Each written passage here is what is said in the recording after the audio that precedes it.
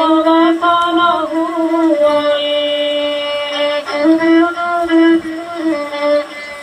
ସେହି କଥା ଗୋଟି ସତ୍ୟ ଅଟେ ଭାଇ, ସର୍ବେ ଜାଣିଥାଇ।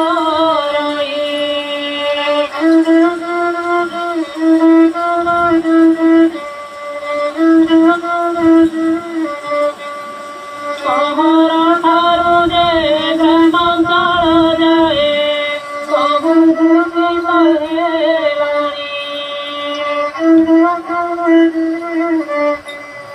ସେତେବେଳ ଠାରୁ କଥା କହୁଅନ୍ତୁ, ଶୁଣ ମୋ ଭାଇ ଭଉଣୀ।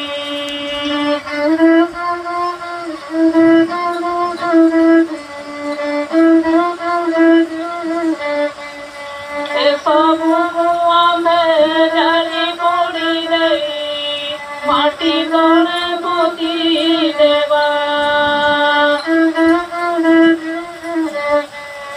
ପରିବେଶ ଆମ କଥାରେ ସୁନ୍ଦର, ନିଜେ ସଚେତନ ହେବା।